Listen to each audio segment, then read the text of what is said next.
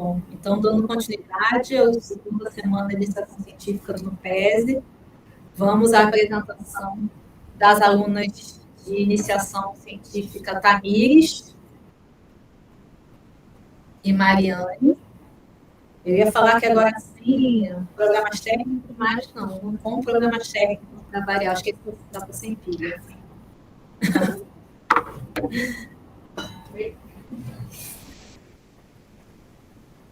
Acho que foi. Está funcionando, não está? Está funcionando? Não?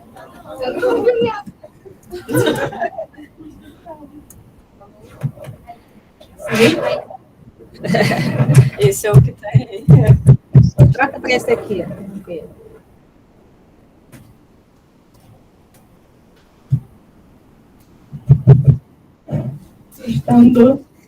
Só a gente não esquece de ficar longe desse negócio aí, porque...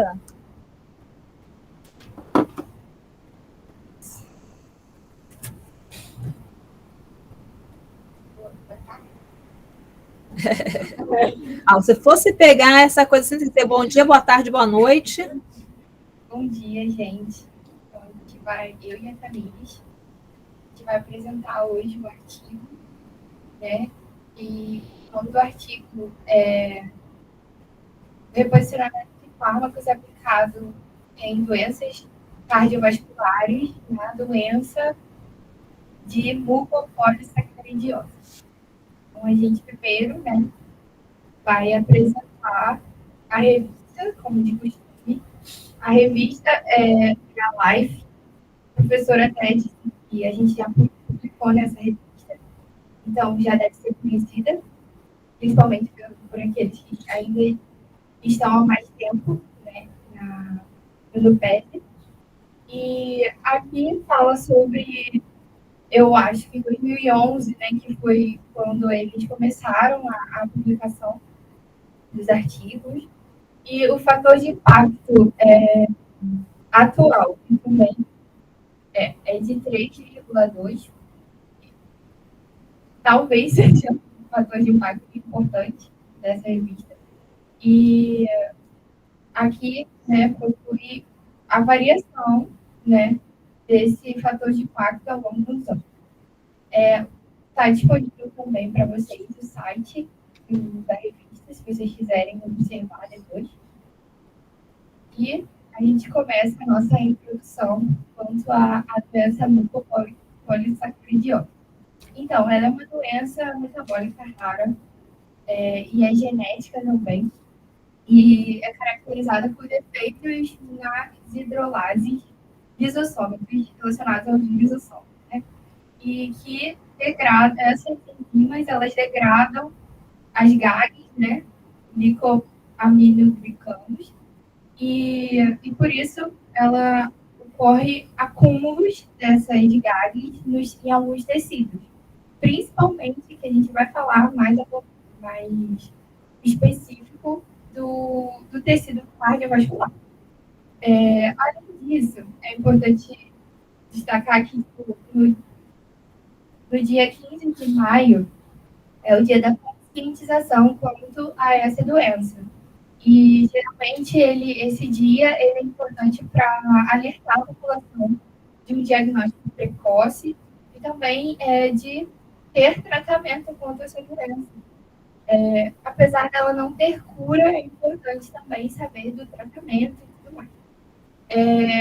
É uma doença multissistêmica, também é relacionada aos lisossomos, que são mediadores celulares essenciais, também estão associados à autofagia, controle da autofagia na célula, controle da imunidade, inflamação. Então, é muito importante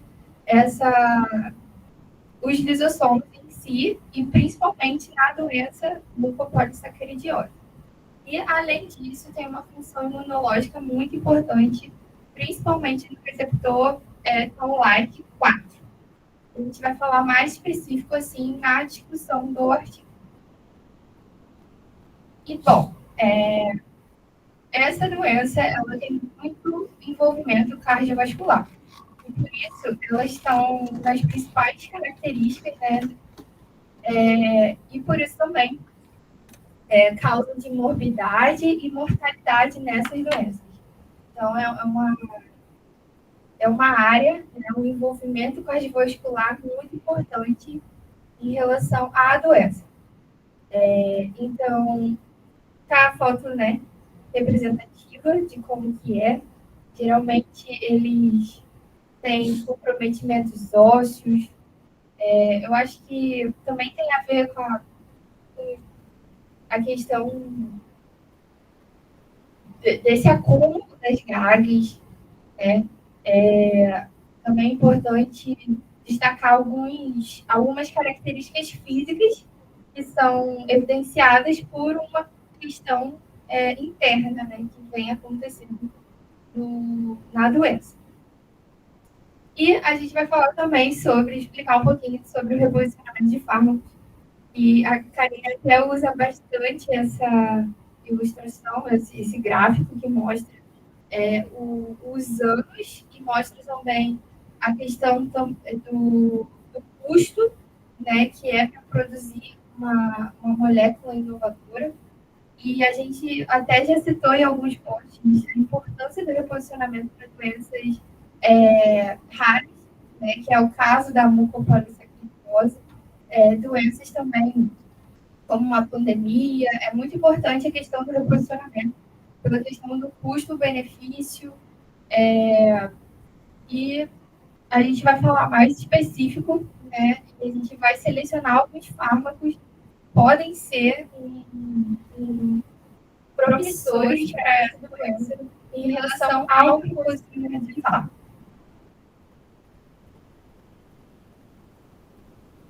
Então, agora eu vou falar um pouco do objetivo do artigo. O artigo ele tem o objetivo de identificar os fármacos relacionados a essa doença, e para isso ele vai utilizar assinaturas de transcrições de doenças cardíacas para selecionar uma lista de possíveis fármacos que vão ser utilizados para o reposicionamento. Então, aqui, são as etapas que estão no artigo, de cada fase que... Mas tem que apontar para cá, ó. Apontar para cá desse bar.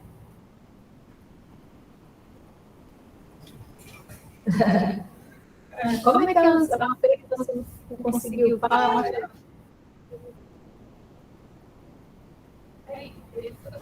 Mas o negócio está aqui, gente. Vocês estão apontando para aí, mas o negócio está aqui.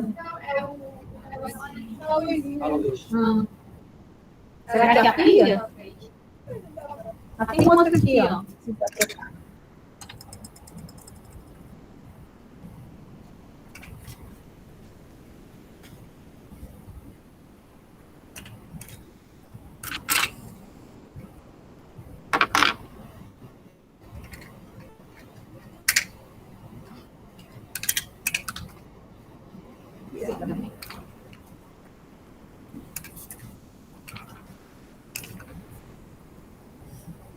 Então, eu vou falar um pouco das etapas, de uma maneira geral, e essas aqui são as etapas que nós vamos abordar.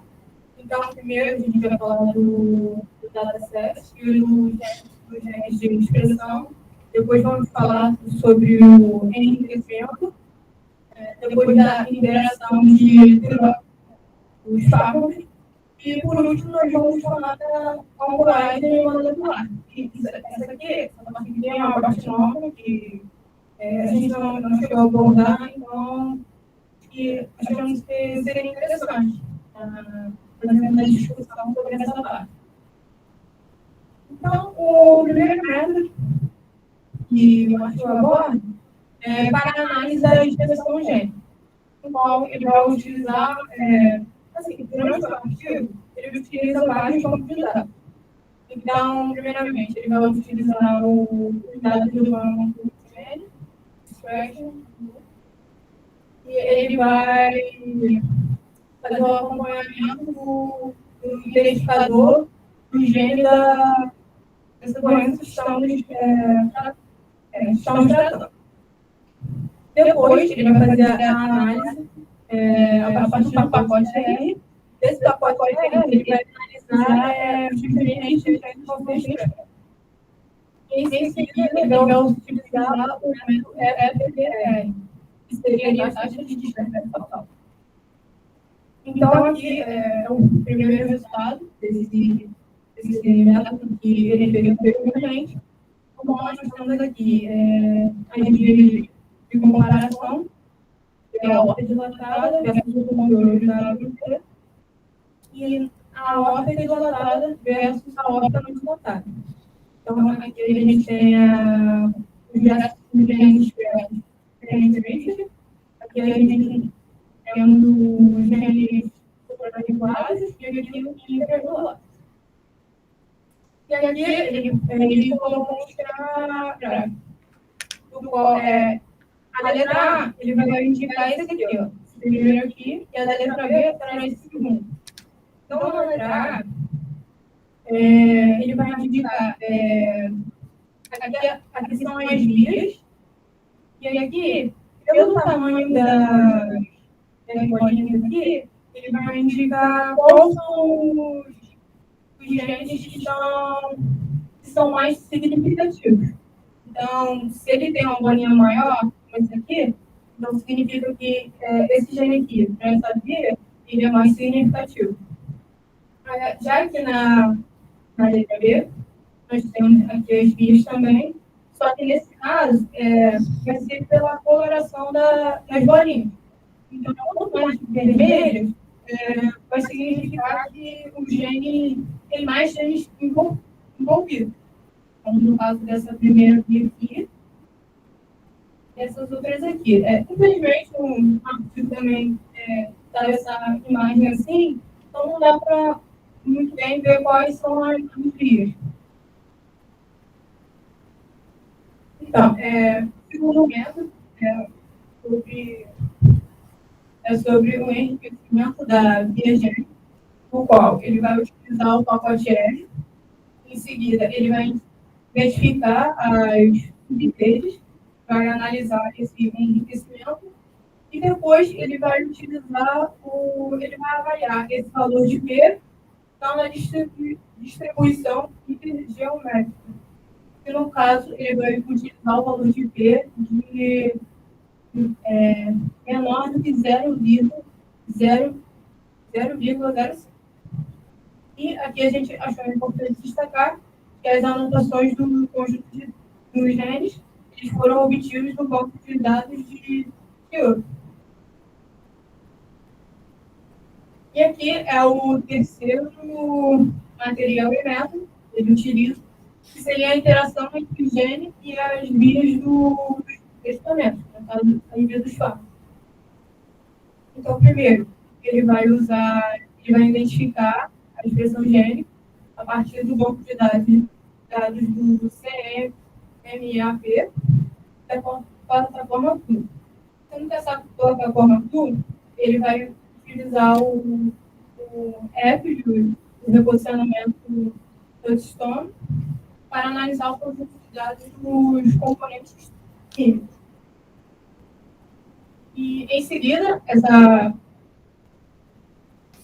esse dado que ele usou desse app, ele vai fazer com que vai fornecer uma referência e, assim, ele vai conseguir avaliar a conexão, a interação que vai ter entre as drogas e o gene.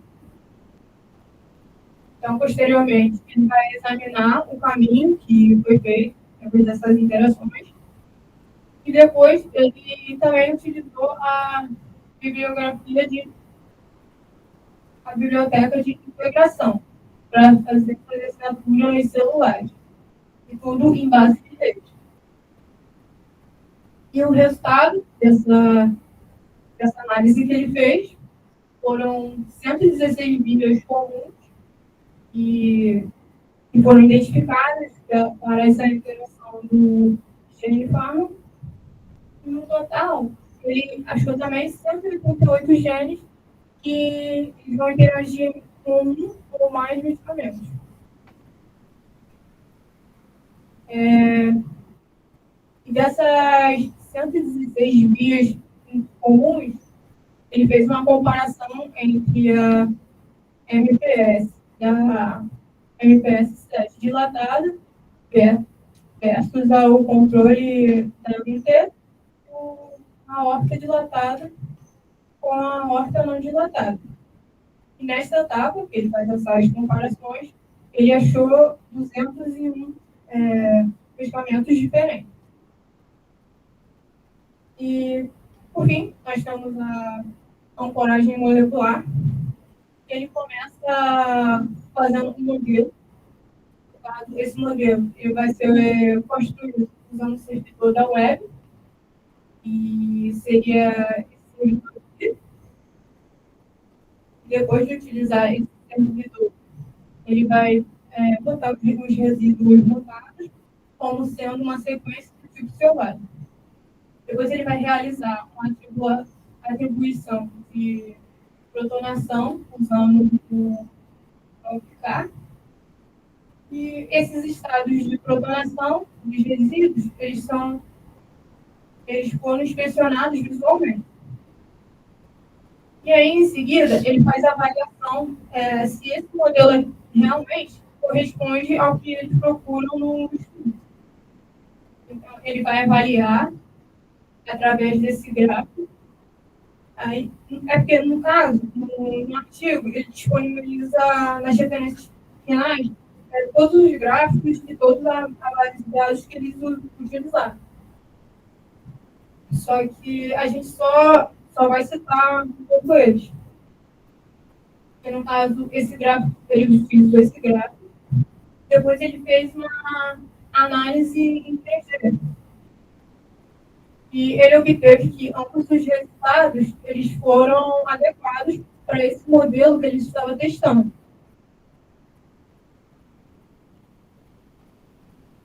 Enfim, ele faz uma verificação para realmente ele saber se tanto essa avaliação e tanto esse modelo estão condizentes.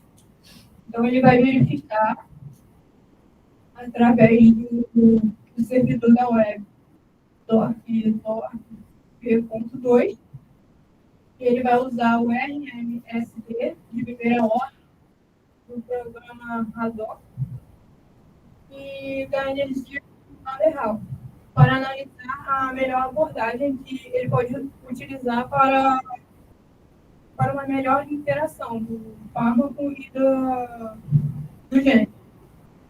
E é importante ressaltar que esse programa aqui é o programa utilizado para fazer a ancoragem molecular. E aqui estão os resultados que ele, através daquelas análises que ele fez, esses foram os resultados que ele obteve. Então, aqui a gente tem o inibidor, aqui a afinidade, esse aqui é a afinidade com o inibidor, a afinidade com o inibidor, essa aqui é a constante inibitória, essa aqui foram as referências que ele utilizou. Então, aqui, quanto o menor o número de IC50, então maior será a potência, porque ele vai ser inversamente proporcional.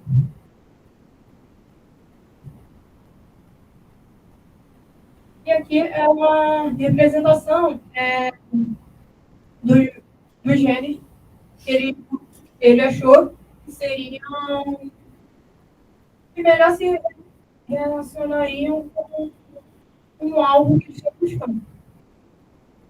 E os genes estão expressos aqui em azul, que seria a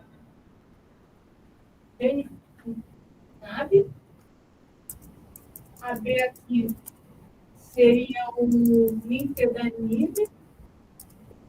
E a C seria a vandetanib. E aqui é um conjunto delas no gene. A gente vê até que está colorida porque elas estão juntas aqui. Bom, chegamos na discussão, né? Um breve resuminho do que foi falado e abordado. né? Primeiramente, os pacientes com essa doença, mucopolissacaridose, sofrem diferentes problemas cardíacos já abordados. As terapias atuais e transplantes de células de tronco hematopoéticas e terapia de reposicionamento, de reposição enzimática são utilizados, porém, os tecidos, principalmente o tecido cardiovascular, continua sendo resistente por conta dessa superacumulação de gás, né? Então, esse armazenamento de glicosaminoglicanos também está sendo associado a mediadores inflamatórios e disfunção da autofagia. E também a gente vai apresentar, como já foi apresentado, na verdade, sobre a questão inflamatória, também sobre o algo que eles falaram sobre a proteína IRAKA, talvez seja assim. Alguns estudos complementares afirmam e confirmam essa interação e esses alvos. Bom, a gente fez um gráfico, né, porque na discussão do artigo eles vão apresentar e vão selecionar medicamentos não, fármacos que vai poder ser reposicionado para essa doença. Então, ele discute bastante, ele traz benefícios, traz também eventos adversos e explica, né, o porquê utilizá-los e também com base nos resultados que ele obteve dos materiais e métodos. Então, o primeiro fármaco candidato foi o nintedanib, como a Karine... acabou de apresentar. Então, ele mostra o envolvimento cardiovascular, né, a consequência da doença. Tem a origem desses medicamentos, são os inibidores intracelular potentes e seletivos das tirosinas quinases. Eles são utilizados para isso, mas apresentam um benefício para a doença que estamos tratando, que ele tem uma atividade antibiótica e outras atividades também até uma anti-inflamatória. E, por isso, eles utilizaram em modelos animais e viram esse benefício na questão do envolvimento cardiovascular e a consequência da doença. Mas eles viram também um efeito adverso relacionado à cardiotoxicidade. Isso não é muito bom, porque a própria doença produz isso e vai acabar aumentando. Porém, é um bom candidato. Outro foi os inibidores de ECA e bloqueadores dos beta-receptores. Eles, de origem, eles são utilizados para o tratamento de hipertensão e problemas cardiovasculares. A consequência da doença que eles podem atuar é a apoptose gradual dos cardiomiócitos, que ocorre principalmente na insuficiência cardíaca. E eles observaram os benefícios como a redução da apoptose dos cardiomiócitos, que ocorre na doença mucopolissacaridose. Os eventos adversos, eles não abordaram, né, em relação a esses dois fármacos, porém, é notório que existem eventos adversos, porém, eles não são. Outros fármacos candidatos, né, foi os sirolimus, que de origem é uma droga imunossupressora. Eles inibem um receptor, né, e MTOR, e a consequência da doença que eles podem atuar é a autofagia prejudicada, que pode levar também à progressão da insuficiência cardíaca. Um benefício que eles viram que esse fármaco ele previne essa apoptose e essa autofagia. Mas, como efeito adverso, eles consideraram que imunossupressores potentes podem ser prejudiciais para os pacientes com a doença, porque eles já são comprometidos imunologicamente. ainda mais com um imunossupressor utilizado. Então, esse foi o evento adverso que eles abordaram contra esse fato. A conchinina atua de origem um anti-inflamatório, mas a consequência da doença que ela pode atuar são os lisossomos defeituosos. Como benefício, atenua a inflamação induzida por cristais mediados pelo inflamossoma.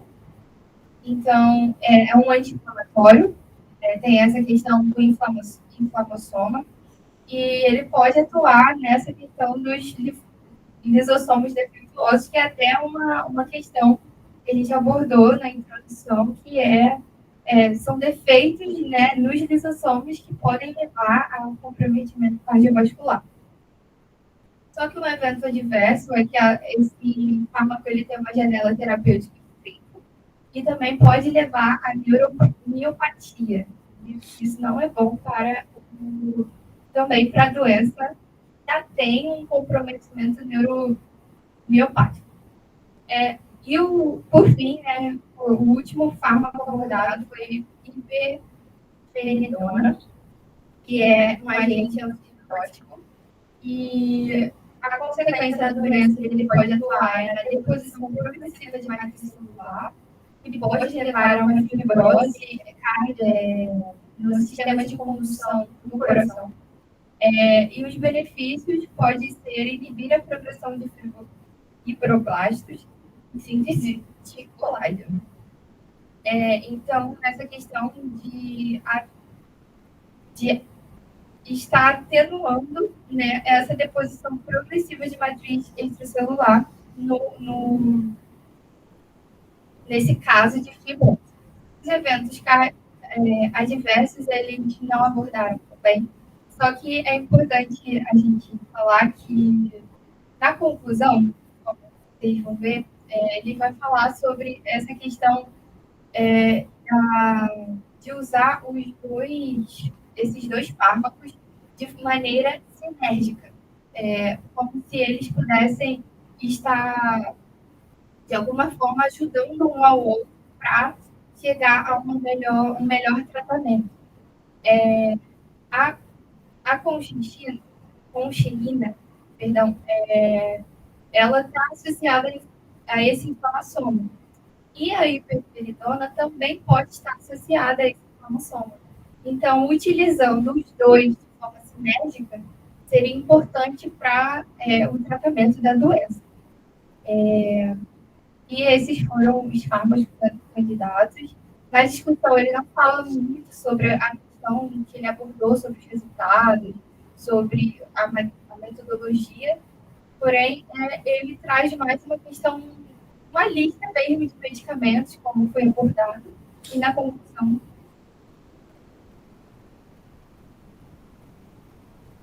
Então, para concluir o artigo, os autores, eles dizem que essa abordagem que eles fizeram, usando todo o material dentro de expressão genérica, a abordagem molecular, que é uma abordagem mais direta. Então, seria, de uma certa forma, mais rápido você achar possíveis fármacos que podem ser utilizados para o reposicionamento. E aqui ele também dá destaque para a imunidade inata e fibrose. Ele tem um papel significativo, do qual, como foi visto na DEG de tecido e nas análises das vias. E os fármacos candidatos, como falamos anteriormente, ele pode ter um efeito sinérgico para o tratamento dessa doença. E, por último, ele ainda destaca que os benefícios clínicos e a segurança, mesmo que esses testes que ele fez parecem que realmente dá para utilizar esses fármacos, ainda é necessário fazer um estudo em modelos animais para que se tenha uma melhor segurança e melhor qualidade para o uso desses fármacos. E aqui, por último, é um resumo gráfico de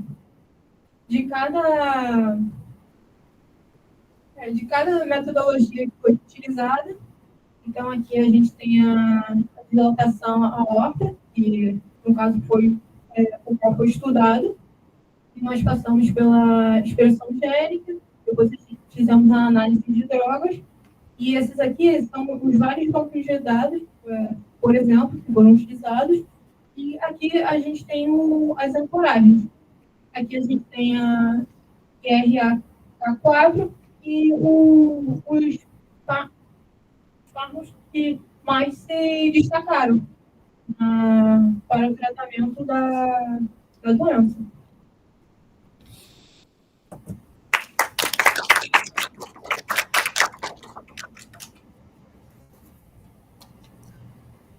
Bom, Camires.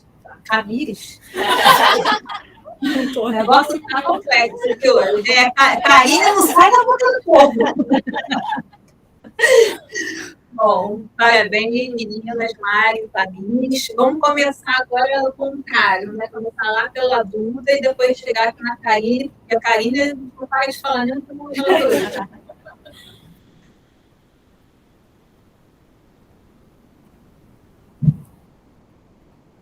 Então, meninas, parabéns. Bem. Amei o slide, amei a imagem também, tá uma qualidade muito boa. A Mônica comentou. Eu concordei. Parabéns. Apesar de todo o nervosismo, a Mari, né, chegou aqui depois da prova, eu disse, está bem, tá viva? Estou, sobrevivi. Vocês foram muito bem, apesar. Parabéns. Queria também parabenizar vocês. Vocês foram muito bem. Assim, falaram do assunto, que é muito difícil. E falaram muito, explicaram muito bem, consegui entender bastante do artigo. Então, eu só queria parabenizar vocês. Muito bem, acho muito bem. Quero parabenizar também. Gostei muito da professora difícil, ainda mais de uma doença que é rara, né, específica.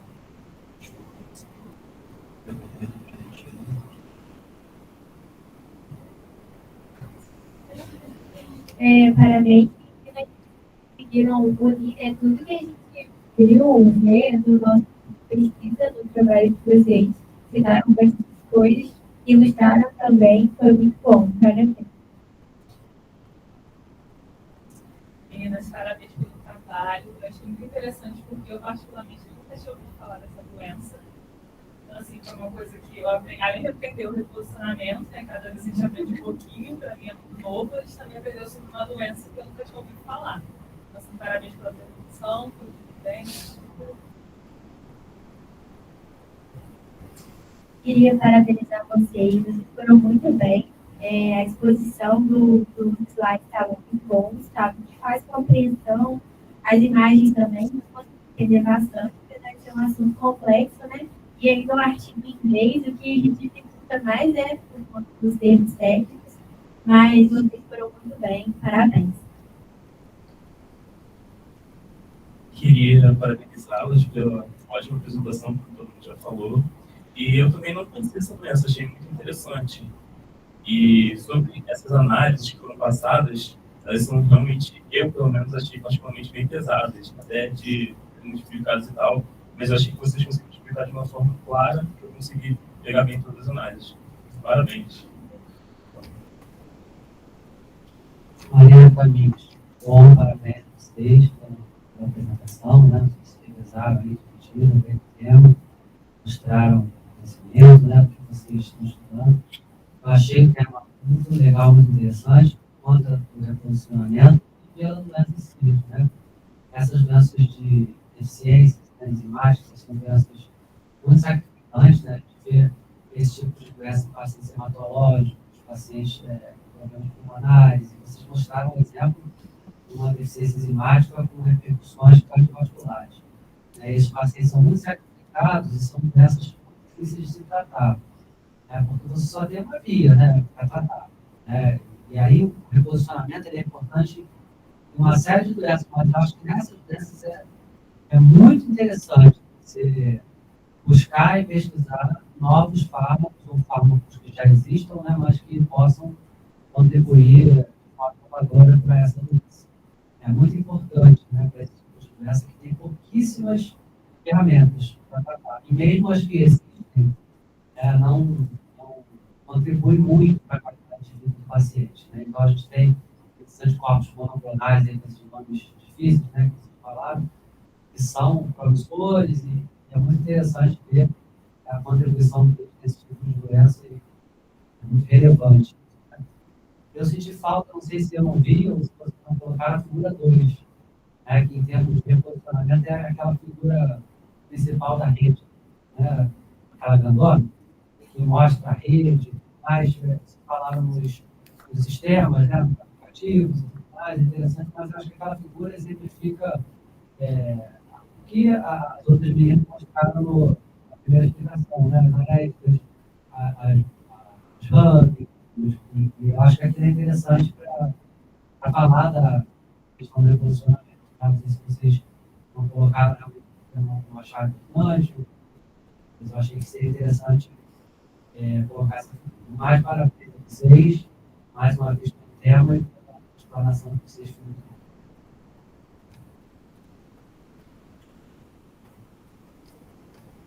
Bom, meninas, parabéns pela apresentação de vocês, como todo mundo falou. É realmente um desafio, né? Fala de reposicionamento, ainda mais num artigo em inglês, diferente um pouquinho do que vocês apresentaram no primeiro ciclo, né? Que era um artigo um pouco menor, né, e tal. Mas a gente observa a evolução, né, de vocês a cada encontro, né? A consolidação do conteúdo. Bom, eu, como sempre, sou a chata da história, eu vou começar aqui, né? Falando um pouquinho. Eu senti falta da informação dos autores desse artigo, né, como as meninas fizeram, né, falando quem escreveu, né, que vocês inseriram informações a respeito do fator de impacto, né. Esse artigo ele se insere dentro do AISLA 1, dentro da medicina.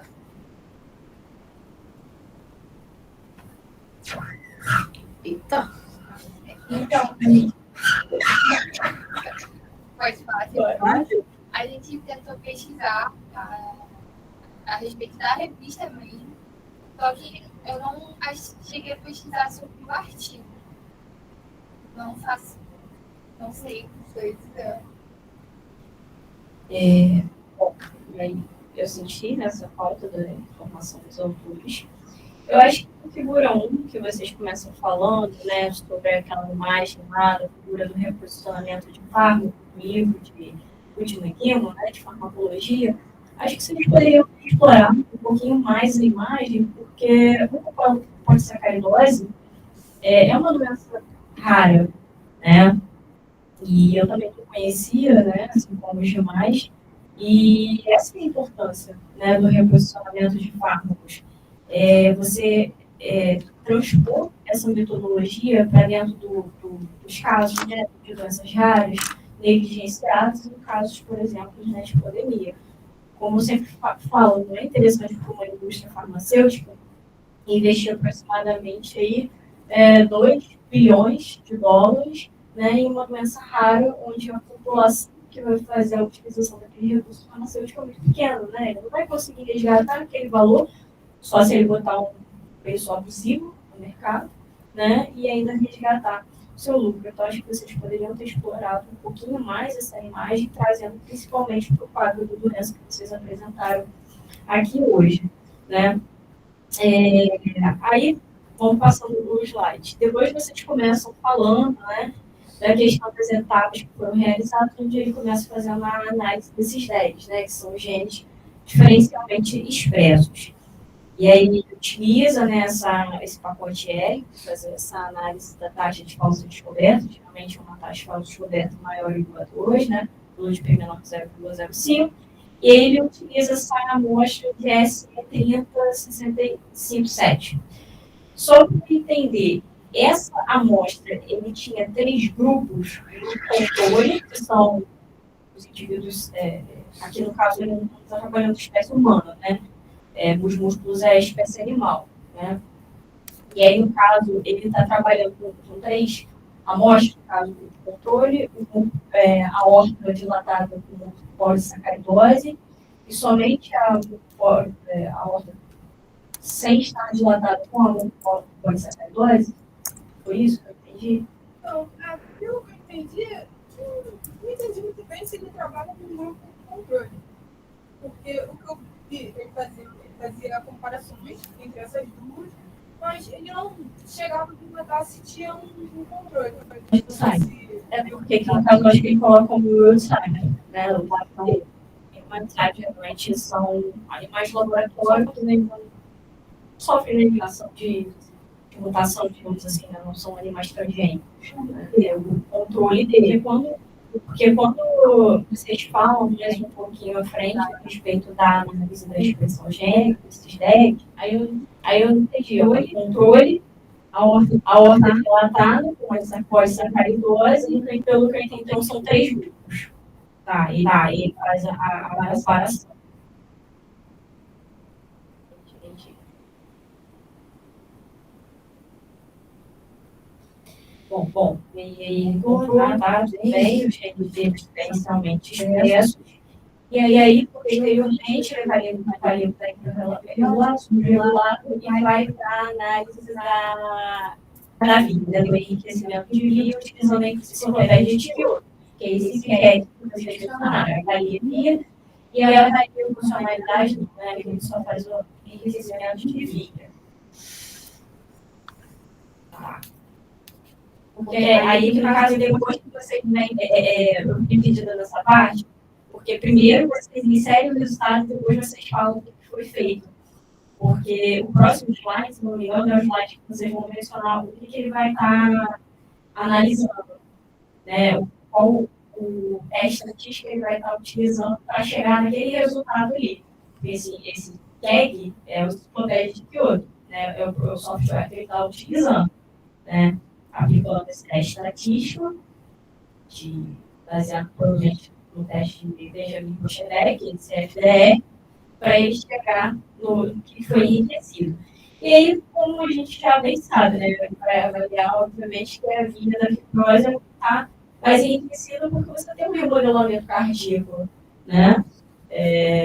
Seja a nível estrutural, seja a nível de canais, hormônicos, né? Enfim. Aí vamos seguindo. Vamos passar. E aí ele fala que foi utilizado o banco de dados CEMEP. Mas, assim, aí vocês mencionaram que ele traz uma tabela com os principais fármacos que ele chegou, não, que seriam candidatos ao reposicionamento, certo? Mas aí ele não explica em que momento esse CEMEP foi utilizado. Eu senti falta, porque ele pode estar utilizando a plataforma Plum e o CEMEP. O CEMEP, ele vai através de um score, ele vai se basear. Mas depois de ter um tag. Então, exatamente, foi feito tag, assim. Ele deveria entrar agora, né, quando ele fez essa análise dos principais candidatos a serem reposicionados, certo? No CEP que ele identificou. Exatamente. Mas aí, no caso, quando ele apresenta, eu estou perguntando porque eu não cheguei a ver esse artigo. Quando ele apresenta essa lista, que elas estão mencionando, esse quadro, né, os principais fármacos, ele fala que foi proveniente desse CEMEP, foi proveniente do SCOP molecular. Então, foi uma sequência. Né? A gente vai passar aí o pipeline, termina de fazer os comentários, aí a gente vai ver esse pipeline.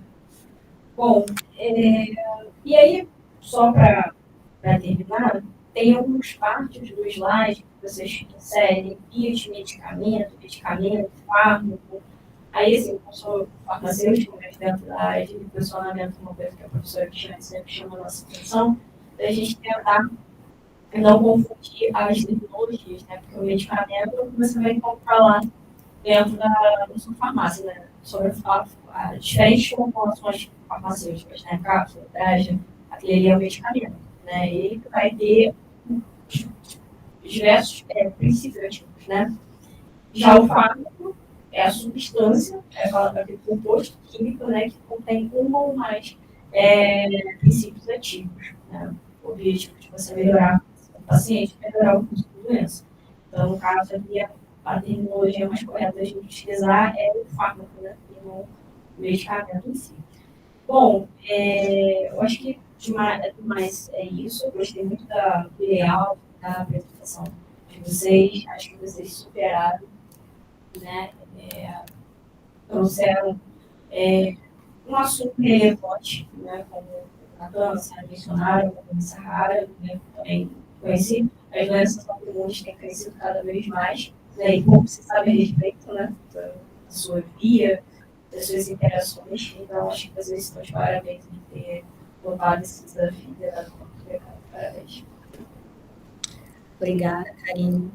Eu vou dividir os comentários assim, em duas partes fundamentais, assim, principais, aí talvez subdividir essas partes. Primeiro, falando da questão da apresentação, tanto em relação aos slides, como em relação à desenvoltura, né?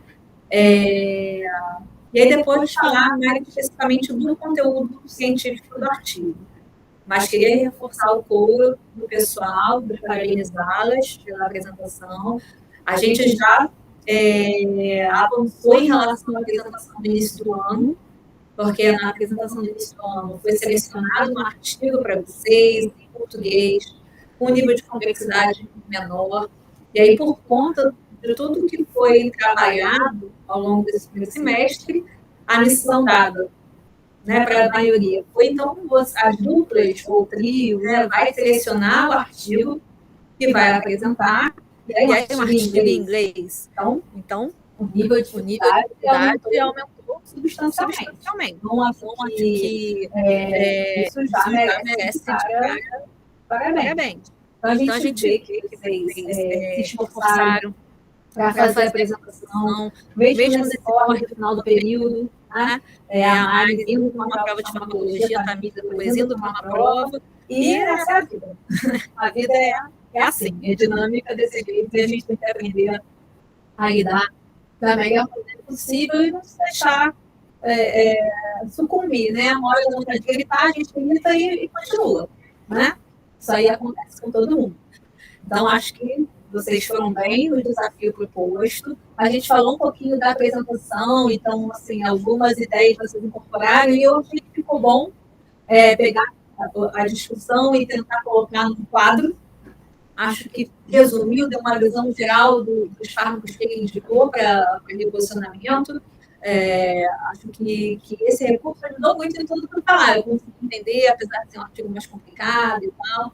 Alguns slides ainda ficam muito cheios de texto, com muita informação. Vocês podiam ter dividido alguns slides em dois. Eu lembro de um específico que vocês fizeram meio que 2 hemisférios. E talvez pudesse ter feito um slide para a informação que estava no hemisfério e um slide para a informação que estava no outro. É muito normal, né, na produção de um texto ou uma apresentação associada à comunicação científica, vem aquela velha pergunta, né, mas quantas páginas? Quantos slides? E a resposta que eu sempre falo né, você pode ficar 1 hora com o slide, eu sou capaz de ficar 1 hora com o slide, dependendo da informação que está naquele slide. E tem slide que você vai só ficar apertando ali e vai durar 5 segundos, né? Então, não necessariamente você vai ter uma proporção direta entre o número de slides e tempo de apresentação. Então, essa dissociação é importante fazer. Você vai falar, nossa, tem 70 slides, só tem 20 minutos para falar.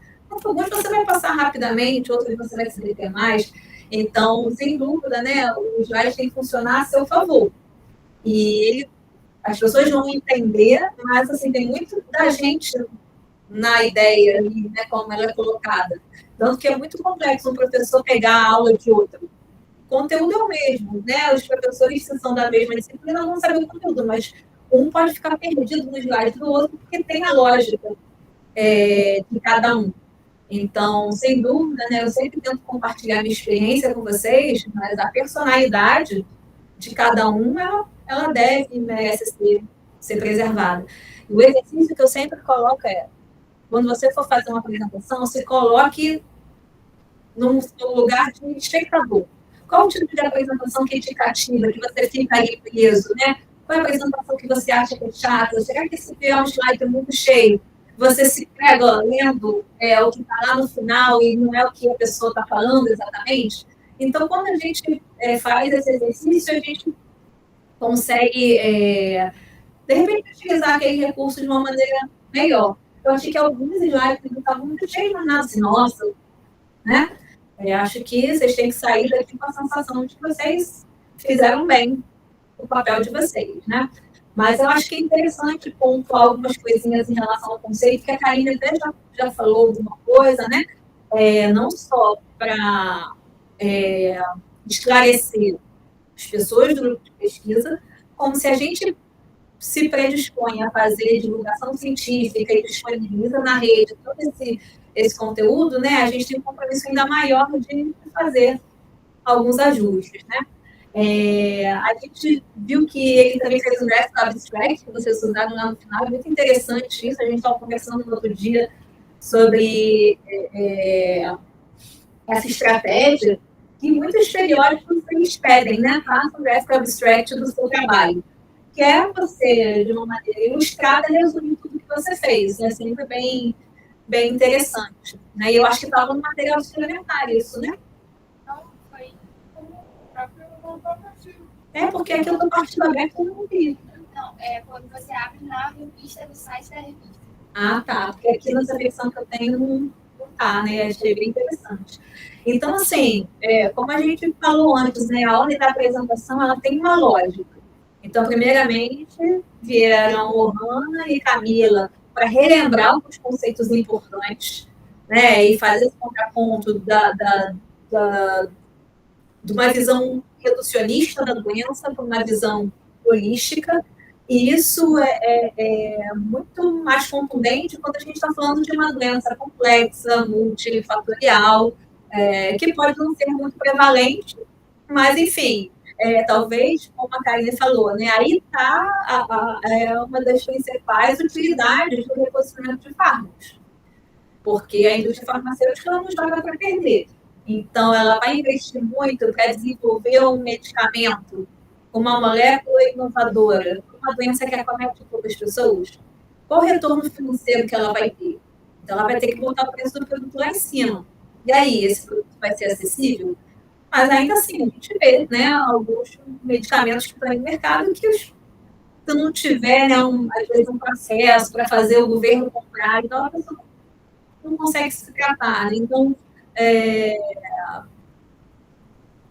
talvez a principal vantagem, o principal propósito que possa ser linkado à reposição de fármacos seja justamente esse, né?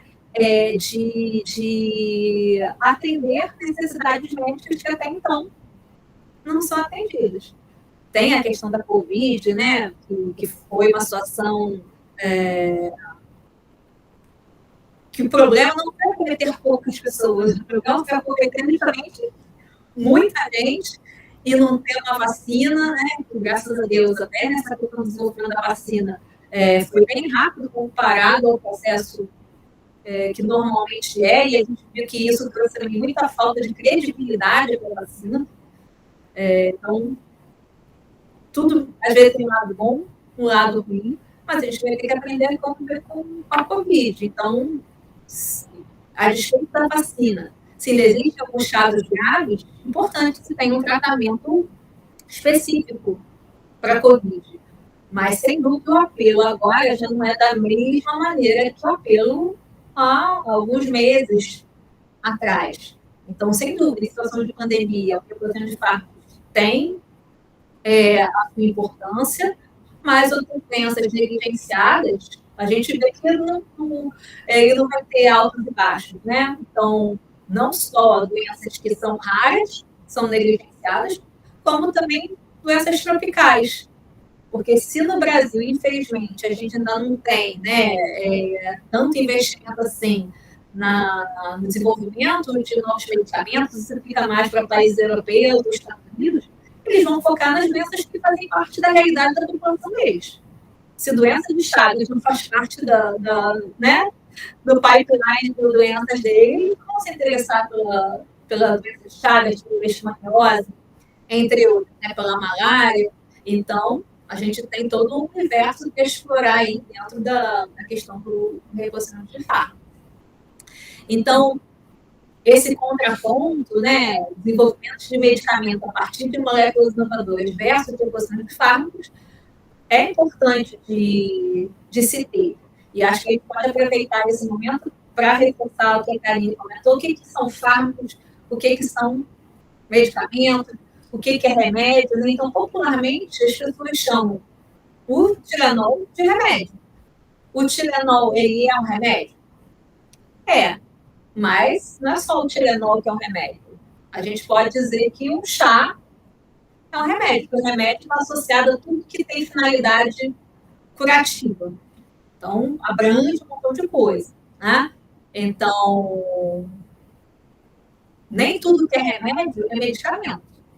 Tudo que é medicamento pode ser remédio.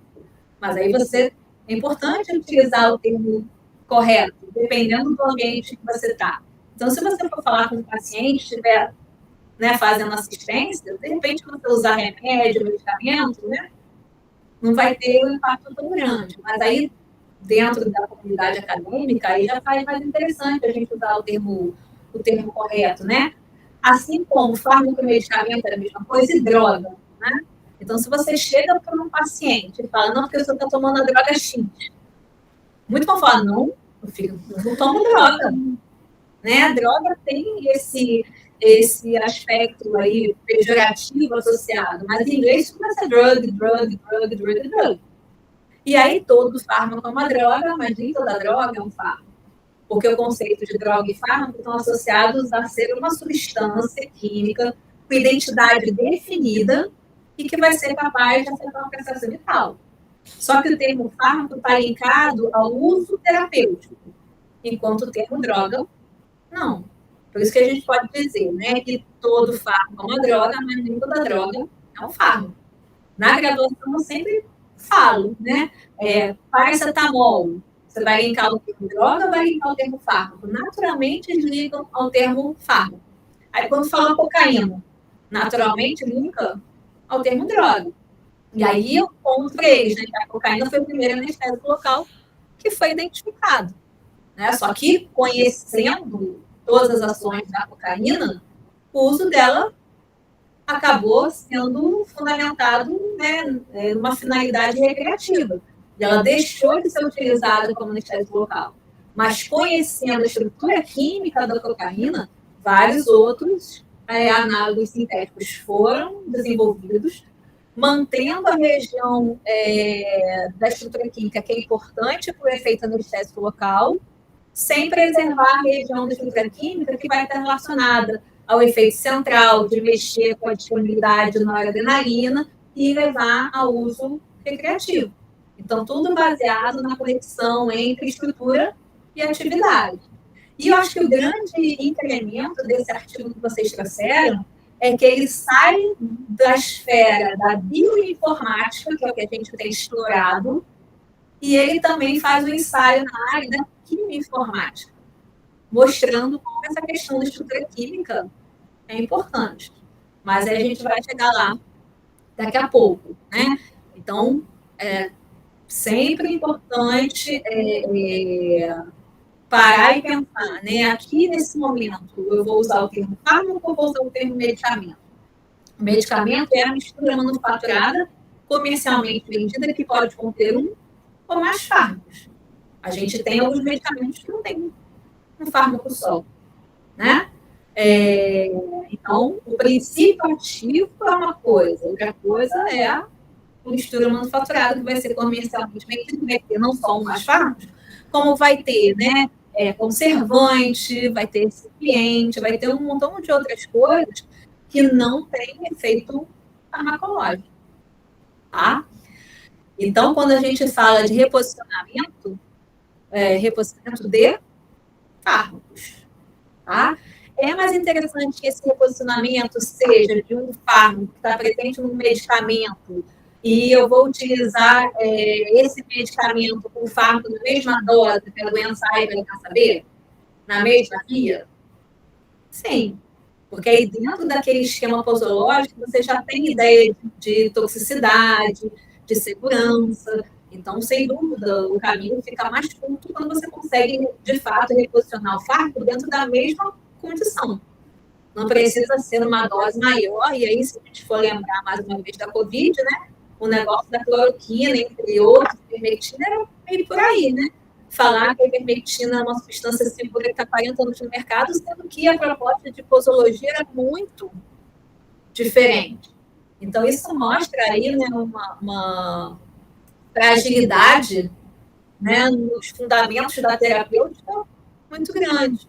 O que mostra que os profissionais de saúde, né, têm uma fragilidade também na sua formação. Tem o viés político que aconteceu aí, mas você vê, né, o viés político obliterou a mente das pessoas, né, de modo que o conhecimento técnico ficou por terra, né? Não sei se vocês chegaram a ver que acho que era lá no sul, estavam fazendo nebulização de cloroquina a partir de um comprimido. Tudo errado. Né? Então, muita coisa aí esquisita aconteceu, né? Aí, em relação ao pipeline, vocês... Aqui é tentar, né? Mas acho que eu preferia voltar lá naquela outra figura. E aí, para a gente tentar entender melhor o que aconteceu, porque a Karine mostrou em um dado momento que ela ficou meio confusa num determinado ponto, né? Então, ele utilizou um banco de dados para verificar os genes diferencialmente expressos. E eu já achei curioso dele utilizar um banco de dados associado a resultados obtidos em espécies animais, né? Porque, geralmente, quando a gente vê a utilização desse banco de dados, olha, não tem dados de ser humano, porque a gente tem umas diferenças interespécies. Então, sem dúvida, quando a gente faz experimentação animal, a gente está querendo ver um modelo que seja mais próximo do ser humano, mas ainda assim a gente pode ver algumas diferenças, né? Então, achei curioso de ser aí um modelo bovino, mas ele vai avaliar, então, os genes diferencialmente expressos, considerando indivíduos com e sem mucopolissacaridose. E dentro a mucopolissacaridose é aqueles que têm a dilatação cardíaca frente àqueles que não têm a dilatação cardíaca, porque o fenótipo pode ser ligeiramente diferente, né? E aí, quando eles veem os genes diferencialmente expressos, eles vão ver os genes em relação ao wild type, que é o controle, que não tem mucopolissacaridose, não tem dilatação, não tem nada, né? Os genes que vão estar supra e infrarregulados. E aí a Karine, quando comentou, teve uma pequena conclusão, que uma coisa é fold change e FDR. Então, fold change é quantas vezes aqueles genes estão alterados. E aí a gente tem, às vezes, né, muitos artigos colocando no ponto de corte de 2. O log de fold change de 2. Tá? Outra coisa é a taxa de falsa descoberta, que é o FDR, que aí é você submeter esses valores de log de fold change a uma análise estatística e você ter um P menor que 0,05 que diga o que realmente está supra e o que realmente está infrarregular. Tá? Mas, então, ele colocou ali, na verdade, um cutoff com um P de 0,01 para 0,05, né? Foi um P aparentemente menor. E aí ele faz na sequência uma análise de enriquecimento. O que é a análise de enriquecimento? A gente vê isso em todos os artigos que tem essa pegada, né? Ele vai ver qual é o significado, qual a interpretação que pode ser atribuída àqueles genes diferencialmente expressos, supra e interregulados. Esses genes eles estão participando, sobretudo, de que vias? Então, a gente tem uma série de análises de enriquecimento possíveis. Então, de modo geral, quando usa o gene ontology, você vai ver a ontologia do gene, qual é a função biológica dele, qual é o processo, né, que ele vai estar participando. Já o KEGG, que foi o que foi utilizado aqui, ele é um background, vamos dizer assim, onde você vai focar em ver quais são as vias que aqueles genes participam. Então, qual é a lógica daí que vem atrás dessa análise que ele comentou? É como se eu tivesse aqui 2 sacos, tá? E aí, num saco, eu só tenho feijão. Feijão vermelho, feijão rajado, feijão isso, feijão aquilo. Aí, no outro saco, eu tenho todos esses tipos de feijão. E tem grão de bico, tem lentilha, tem tudo isso. E aí eu vou querer comparar o conteúdo dos 2 sacos. E aí eu vou querer ver, né, quanto desse saco que tem tudo quanto é grão, tem do meu feijão rajado, do meu feijão vermelho, do meu feijão preto. Então, tem muito desse feijão dentro desse saco ou tem pouco? Ou tem mais lentilha, tem mais grão? Então, ele quer identificar, poxa, eu tenho de 100 elementos desse conjuntão, 90 dos genes que eu identifiquei fazem parte desse universo. 90 de 100 é expressivo? É. Né? Então, esse tipo de comparação que ele quer fazer para ver, poxa, a maioria desses genes diferencialmente expressos, seja infra ou superregulado, fazem parte da cascata de inflamação. Fazem parte da mitose. Então, qual é a via que eles estão principalmente associados? Então, essa interpretação para tentar chegar na assinatura da doença. Então, o principal problema da minha doença é a mitose, o principal problema da minha doença é a inflamação. Então, entendendo qual é o principal motivo da minha doença, é que eu vou tentar ter uma terapia mais efetiva. E aí, a figura 2 que o Felipe colocou, né, mencionou, na verdade, não tem a ver com o que ela estava apresentando, não. Porque a figura 2, ela não é uma rede biológica. Como elas mostraram lá, né? É o próximo, né? Na verdade, ele está mostrando uma via. Pode passar mais. A figura 2, vocês não mostraram aqui, então, né? Tá aí ou não? Deixa eu ver se eu consigo. Não, deixa eu ver se eu consigo apresentar. Eu não sei se vai conseguir ver, porque não está conectado ali também, né? Não adianta. Porque a figura 2, ela mostra realmente assim, se fosse aquela velha história do receptor beta-1 ativo quando ligado à glifosate, ativa a proteína GF, ativa a adenilado ciclase. Então, mais essa sequência do que efetivamente mostrar se a proteína GF está ligada só com a adenilado ciclase ou está ligada com outras proteínas também. Tá? Então, a figura 2 exatamente poderia ir para outra linguagem, mas não foi exatamente o que ele se predispôs a mostrar, né? Ele tentou mostrar mais efetivamente qual é a via que continha boa parte daqueles genes que ele identificou como diferencialmente expressos, de modo a dar um sentido para aquilo que ele viu. Né? Aí, na sequência, pode voltar lá para o Graphical Abstract. Graphical Abstract, não, perdão. No pipeline. Pode voltar mais. Aí, depois que ele identificou os genes diferencialmente expressos e viu, né, quais eram as vias biológicas que eles eram mais importantes, eles foram nessas outras bases de dados que a gente também viu em outros artigos, o CIMEP e o LINX, que tem o mesmo propósito. Teve um artigo que tentou dizer que o LINX era superior ao CIMEP, outro artigo que quis botar o LINX para baixo e dizer que o CIMEP era melhor.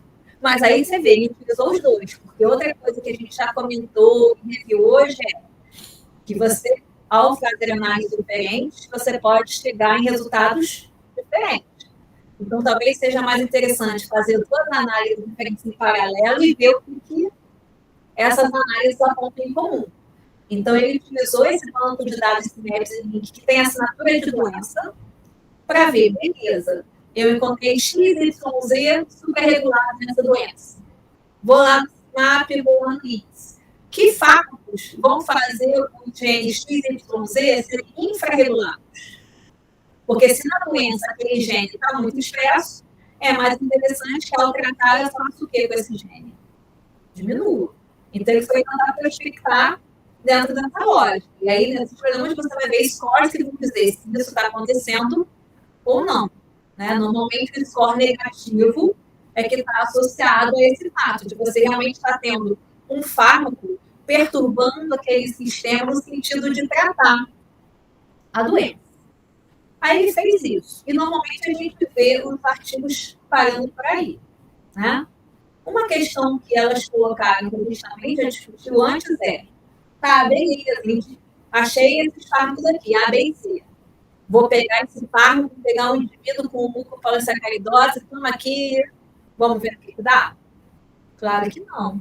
Né? É importante fazer a validação experimental, a validação clínica, e aí o que é necessário para publicar, o que é necessário para, de fato, aquela informação chegar no mundo real.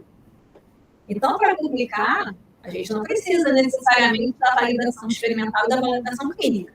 Mas para utilizar aquela informação no mundo real, a gente precisa.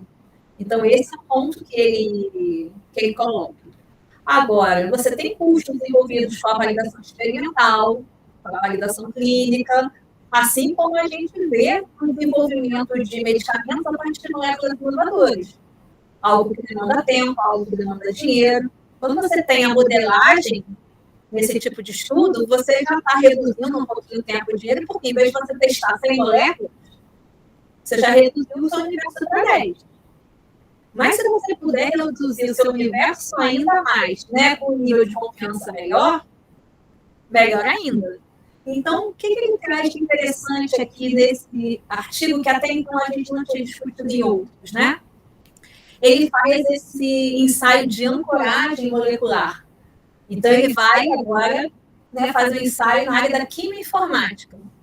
Então, a partir do momento que ele identificou moléculas que seriam interessantes para essa doença, vamos ver se essas moléculas, de fato, interagem de uma maneira interessante com os alvos propostos para essa mesma modelagem.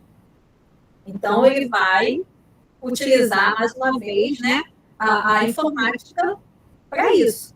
Então, mais uma vez, né, indo para aquela ideia da relação estrutura-atividade. Então, para uma molécula interagir e se ligar a um determinado sítio de ligação, ela precisa ter uma propriedade chamada afinidade. E aí vai para aquele quadro, né, que a gente tem alguns parâmetros, que eu acho que é interessante reforçar esses parâmetros aqui, o pessoal que faz farmacologia, né, que fez prova de farmacologia. O que tem aqui? Né? Então, ele tem uma série de substâncias, e aí ele coloca aí a afinidade, coloca essa constante de inibição, que é o KI, coloca o IC50, algumas referências. Então, para algumas pessoas, né, vai ser mais fácil entender isso que eu estou falando, para outras podem ser mais complicado, e para aqueles que tiverem mais dificuldade, é importante se manifestar. Né? Então, a gente tem experimentalmente, ou podendo ser simulado no computador, os chamados ensaios de ligação. Então, você vai ver se uma determinada molécula vai interagir com o sítio de ligação naquela proteína que é de interesse. E aí, experimentalmente, como é que você vê isso? Você normalmente varia a concentração desse ligante potencial que você quer avaliar.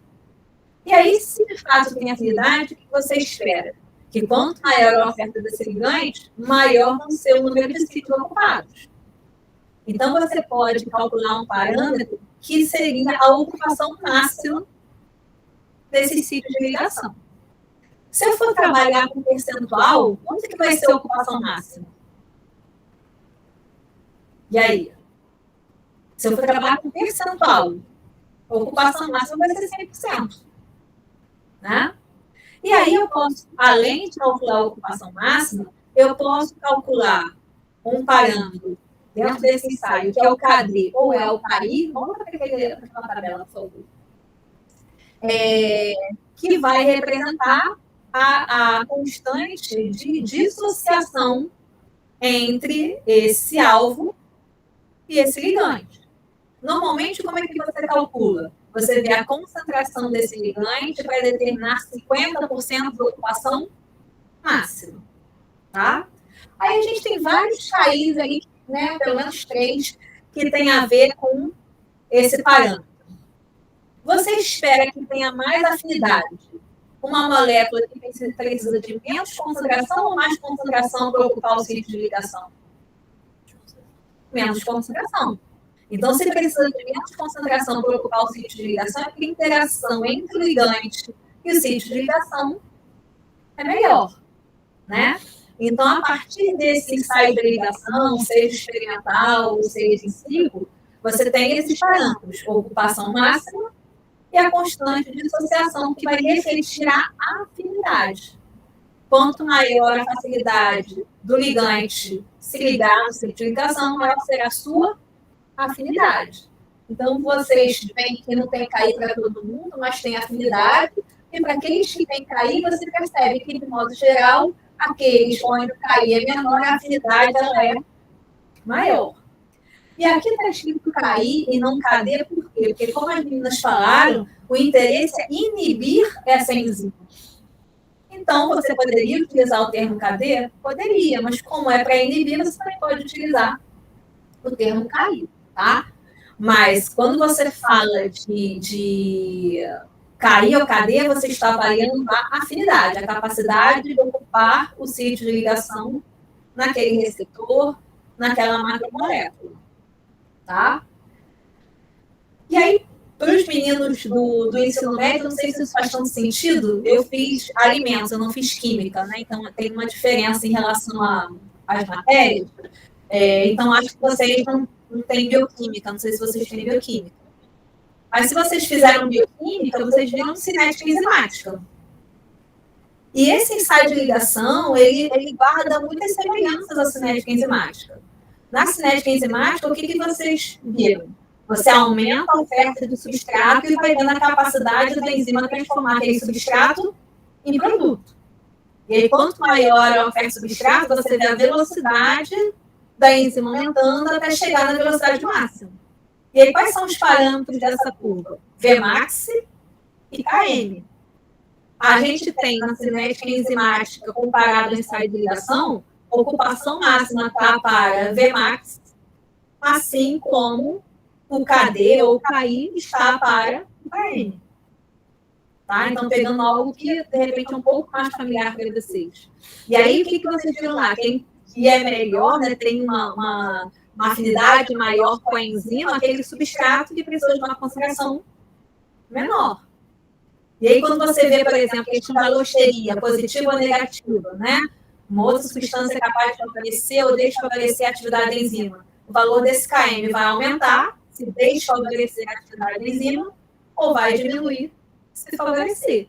Então, com o ensaio de ligação, a lógica é mais ou menos a mesma. Mas você só está vendo a capacidade da substância se ligar no receptor. Tá? Mas já ficou mais claro esse quadro para vocês diante dessa perspectiva? Só que quando a gente fala de C50, de EC50, a gente já está falando de um ensaio funcional, que pode ser experimental ou pode ser modelado também, como foi o que ele fez aqui, né? Mas quando você fala do ensaio funcional, você não está vendo só o ligante ocupar um lugar no receptor. Você já está vendo a consequência dessa ligação. Então, não basta, né, ali o ND2158 se ligar na enzima que está sendo testada ali. Eu quero saber dessa ligação, como é que fica o efeito inibitório. Então, no ensaio funcional, ele vai avaliar também de modo concentração independente como que fica a inibição da enzima. E aí a gente pode fazer o seguinte paralelo. A gente não já fez entre ensaio de ligação e cinética enzimática. Ocupação máxima está para Vmax, assim como KD está para Km. Quando a gente fala do ensaio funcional, a gente vai ter o efeito máximo. Então, o efeito máximo vai estar para a ocupação máxima, que vai estar para a velocidade máxima. E aí, como é que eu chamo a concentração para observação de 50% do efeito máximo? A gente chama de SC50. E que permite a gente comparar a potência entre as substâncias.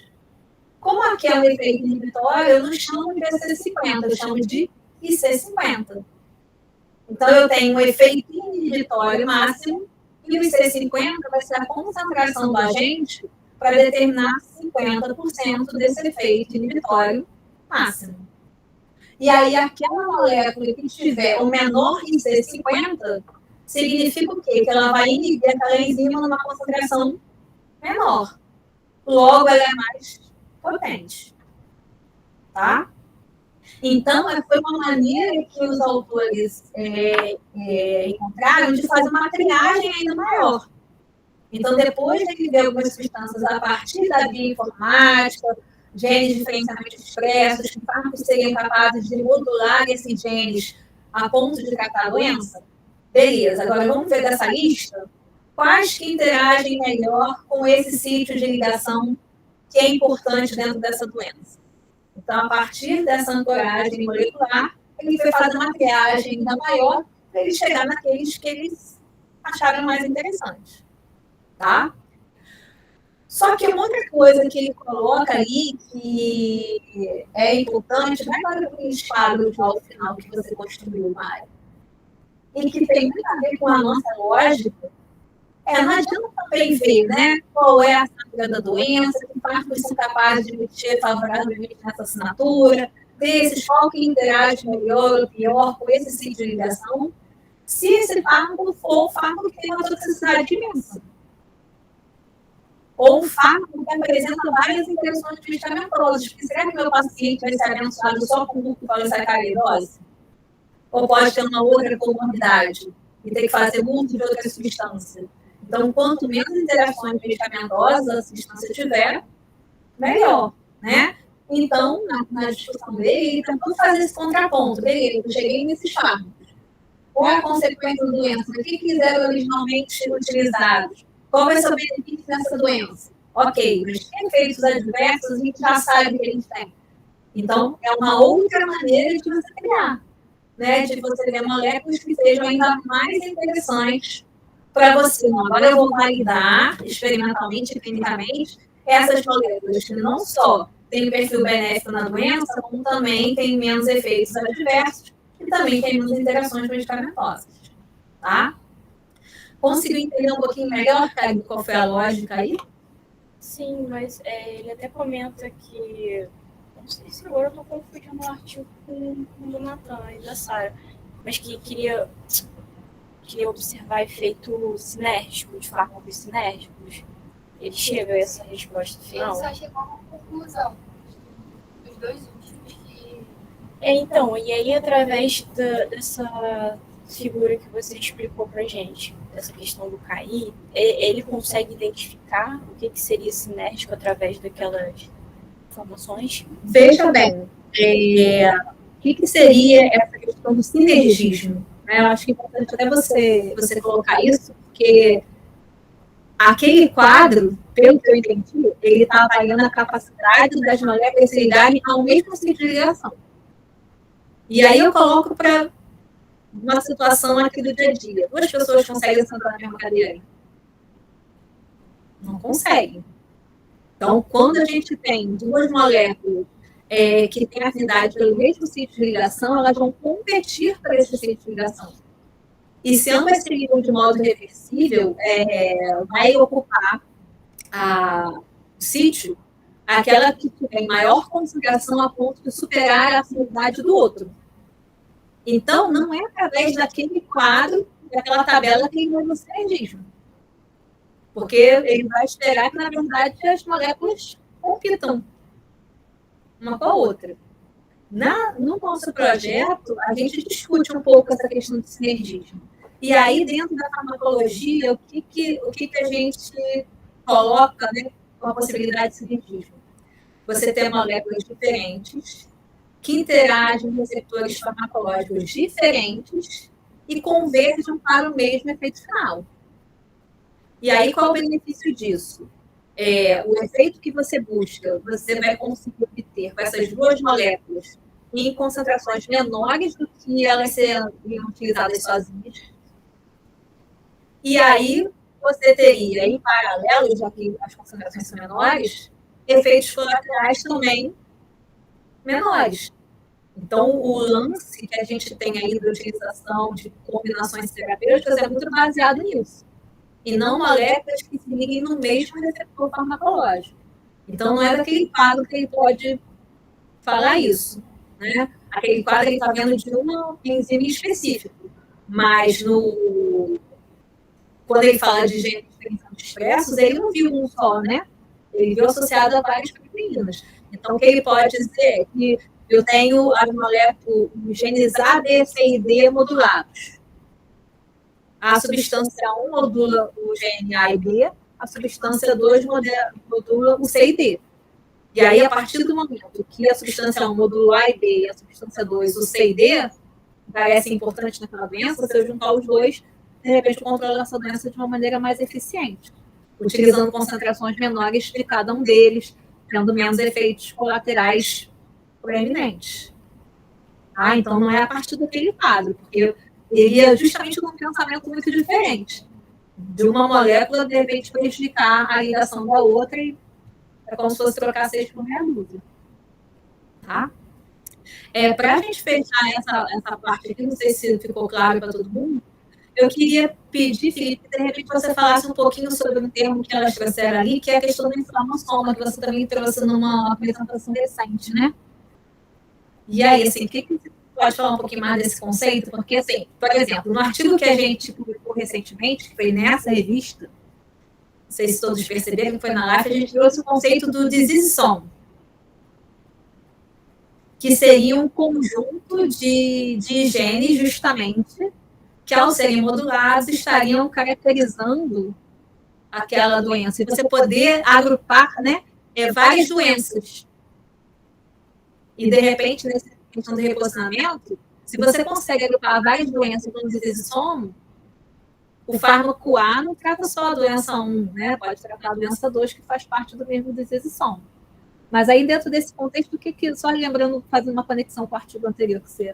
Só lembrando, fazendo uma conexão com o artigo anterior que você... Essa questão da inflamação, a gente vê diferentes vias, né? Que levam ao processo inflamatório e participam do processo inflamatório. No nosso estudo específico, na parte que a gente está focando, a gente está vendo a liberação da DNA mitocondrial, né, a partir da mitocôndria, evidentemente, né? Ele pode entrar na célula de diversas formas, ou a partir da própria mitocôndria, ou estar no plasma e entrar dentro de uma outra célula, e por meio de vias, né, associadas ao antidepressivo, ou ao antidepressivo, ao receptor TRL4, que vocês falaram, pode ir lá no núcleo e gerar a partir do núcleo a síntese de mediadores inflamatórios. E aí, esses mediadores inflamatórios vão junto com outras vias, IL6, IL9, TNF-alfa, fator de crescimento, enfim, diversos mediadores, a partir do núcleo, vão ser gerados e vão gerar um processo complexo, maior, né, que a gente chama de inflamação, né, que é esse conjunto de processos cascados, né, individuais que se interligam no final das contas formam esse inflamação, esse processo inflamatório complexo naquele local ou generalizado. O nosso estudo específico do DNA mitocondrial tem muito a ver com isso. A gente está estudando em específico essa substância. Mas quando a gente falou daquele artigo das vesículas, né, das microvesículas, ele mostrava lá dentro daquelas vesículas vários mediadores, vários pequenos mediadores que podem ser carreados pelo corpo todo, podem entrar em outras células e contribuir para essa inflamação.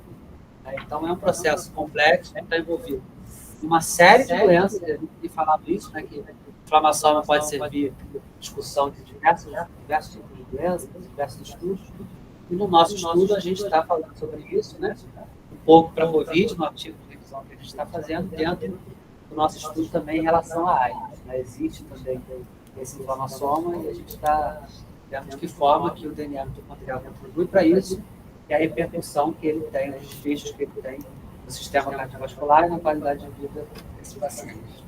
Eu queria fechar a parte da manhã com isso, porque na parte da tarde a gente vai ter 2 artigos falando de HIV AIDS. Então, primeiramente, os que vão ser apresentados vai ser pela Ana, pelo João e pela Maria, né? Que é a ponte entre a linha de reposicionamento de fármacos e farmacologia clínica, que eles vão explorar o reposicionamento de fármacos para a descoberta de novas combinações terapêuticas para HIV, só que não é um reposicionamento de fármacos em si, é experimental. Mas então, esse essa ponte pode ser interessante aí desse conceito. E depois a Sara e o Natan vão falar de qualidade de vida, fatores socioeconômicos e clínicos e práticas físicas que pessoas vivendo com HIV e AIDS. E aí também podemos fazer uma conexão com o artigo que a Ana e o João apresentaram lá no início do ano, né? Que também tratava da questão de atividade física, ácido lático e etc. Né? Bom, pessoal, então é isso. Vamos fazer aqui a nossa pausa. São 1h30.